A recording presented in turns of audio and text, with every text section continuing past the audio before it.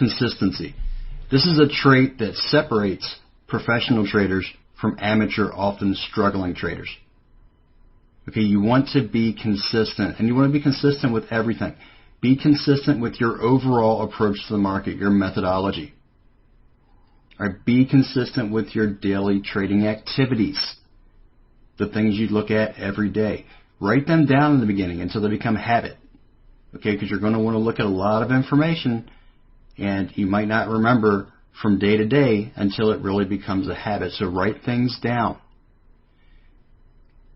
Be consistent with your edge or your strategy. This is very important.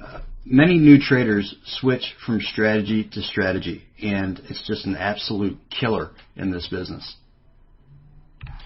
Sometimes it comes from just learning new things you haven't learned before, but a lot of times it comes from what I call Holy Grail syndrome, and new traders are looking for that strategy that's not going to lose. Folks, every strategy is going to take losses.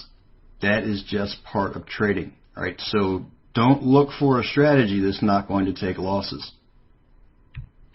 Chances are, if you've changed strategies a lot, chances are you've already come across a really good trading strategy. You just haven't let the numbers work out for you. Because you don't know when the losses are going to come. Let's just say you have a 60%, and that's a good win rate, 60%. Okay, that means you're going to lose 40% of the time. Okay, you don't know when those 40% are coming in. It could be, you could start on that 40% as soon as you start the strategy.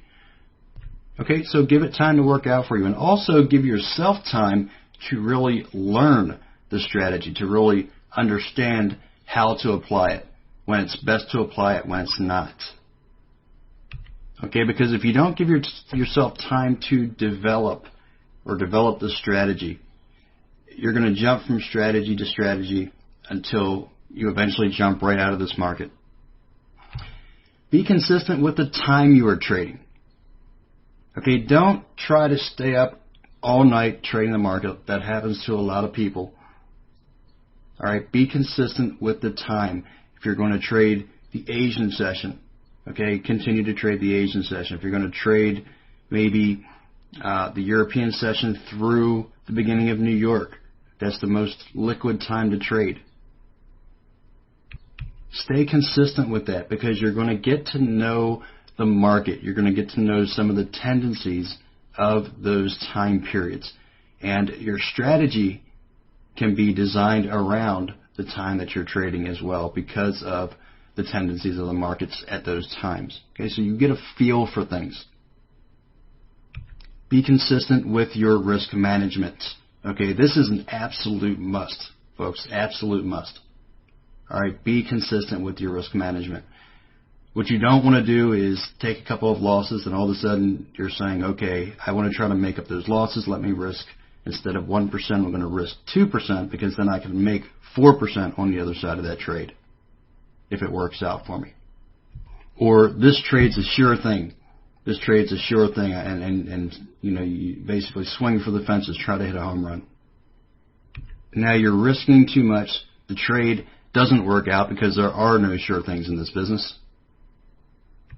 And before you know it, your account is in drawdown much more than you wanted, and potentially past your mental capital. When we talk about mental capital, we are talking about the drawdown that you are able to recover from a psychological point of view. Okay, so to be a trader, you want to be as methodical and as organized as possible. And if that doesn't come naturally for you, it certainly didn't for me. Okay, I have never, organization has never been one of my strong suits. I had to really work on this. I had to write things down, continue to really try to maintain that consistency until it became a habit. Okay, now it's just a habit. All right, I do these things without even thinking about it. It's pretty much mechanical for me.